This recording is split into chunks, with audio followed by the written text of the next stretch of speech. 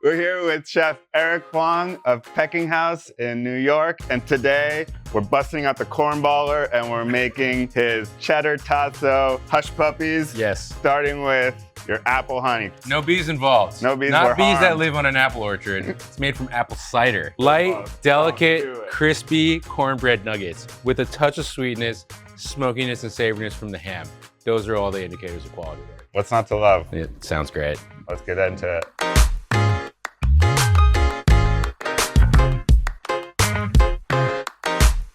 Okay, so we're making apple honey. A lot of people think this is honey that comes from bees that live in apple orchards. That is incorrect. This is honey made from unpasteurized apple cider, and that is a key detail. It has to be fresh pressed, unpasteurized apple cider. You want as much pectin in there as possible. We're combining fresh pressed apple cider, unpasteurized, with sugar, and we reduce it by about 50 to 60%, and then it will have the consistency and texture of honey. So it's a vegan honey, and it's quite lovely and very delicious. A very simple technique to do at home, so give it a try. Okay, gonna mix up our beautifully fresh pressed apple cider here. Put it in our pot, and then combine it with sugar. And then we're going to bring it to a simmer. And then we need to be constantly stirring just until it brings to a simmer, just so you don't get any sticking or burning any sugar on the sides. And then once this comes to a simmer, you keep it to about a medium so that it's slowly simmering away. And then we reduce it down, and you're gonna see that the sugar is gonna clarify everything. It's gonna add a lot of viscosity along with the pectin, and it's gonna behave just like honey. We're simmering, you know? This is where you wanna keep it at. You wanna be constantly cleaning up the edges here with a lovely rubber spatula. Low simmer. You can't boil it too hard. It will bubble over on you because of all the pectins and good stuff in there, but reducing it slowly via simmering is going to get you the right clarity, the right consistency, and it's going to have better control. So we're just about there. I'm going to turn this down, let the bubbles subside, and then we're going to season it with lemon juice. Adding a little bit of acidity will prevent it from just being one-dimensionally sweet. And then you're looking for something that eventually will be the consistency of honey at room temperature. Obviously, now that it's hot, it flows quite readily. It's quite thin, but I assure you, once it cools down, it will have the consistency that you would normally find in a good old bear-shaped squeeze bottle of honey. We'll give it a little taste, but just so you'll see, it almost has the consistency of maple syrup. Ooh, it's tasty. All right, so we're at the mixing stage. We're going to keep our dry ingredients together and our wet ingredients together. So all our dry ingredients here, we have cornmeal, AP flour, sugar, salt, baking powder, and black pepper. The black pepper is a really nice addition, and it will go very well with all the ham and all other allium aromatics later. Gonna mix it together. Boop. And a boop. Boop. Mm-hmm. We're gonna mix everything together, make sure it's mixed now so we can minimize the handling later. Then we're gonna put the dry into the wet ingredients. All right, so now we're gonna mix our wet ingredients together for our purposes. Ham, cheese, scallions, all these aromatics that we're adding in, they are wet ingredients, if you will. But the obviously main wet phase is buttermilk and eggs. Those are going to serve as the binder. And then when we mix them with the dry ingredients, we're going to try to minimize the handling. It needs to be purposefully a little lumpy. You don't want to develop too much gluten, make it too resilient and bouncy. There's a fine balance to be struck. But first, we just need to mix these all together. Whisk that up together first. All right, then we'll add our tasso ham. Works really well with the hush puppies. Sliced scallion greens, and then just some really nicely shredded cheddar cheese. Just kind of mix that in, so everything's even. Then we're gonna add our dry ingredients.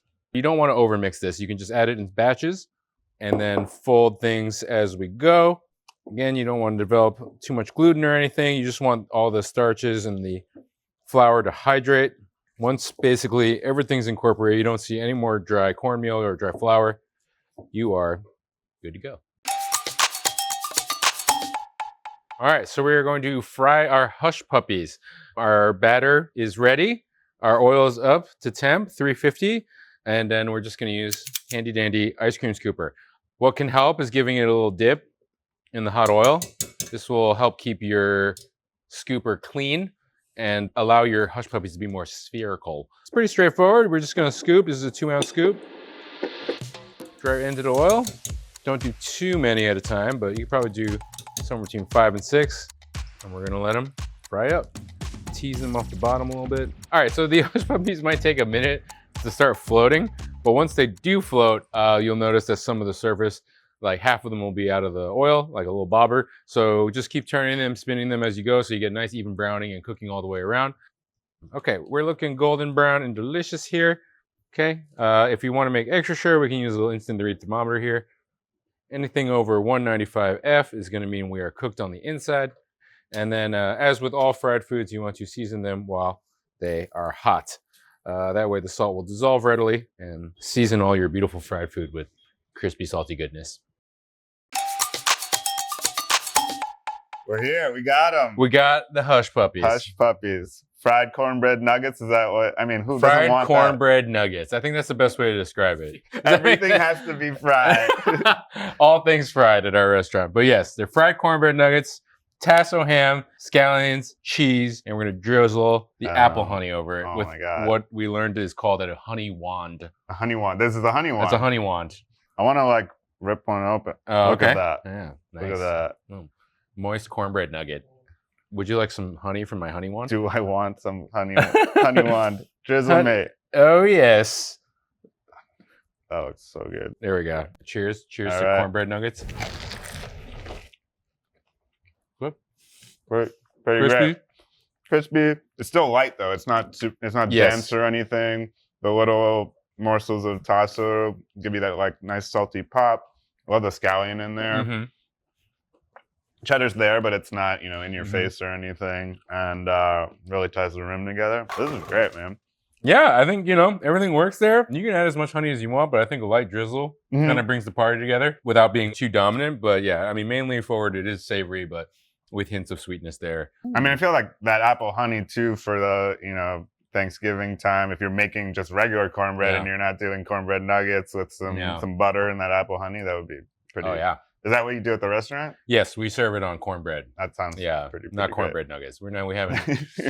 Cornbread nuggets is a special. That will never appear, or maybe someday. Maybe, we'll see one day. Eric, thank you so much. I can't wait to eat all 15 of these Hush Puppies by myself, off to the side here. Go to ChefSteps.com to get Eric's full recipe, plus his fried chicken, his dirty fried rice. So much good stuff to check out. And yeah, let's eat some Hush Puppies. Let's do it. All right. I think it's a very nice visual.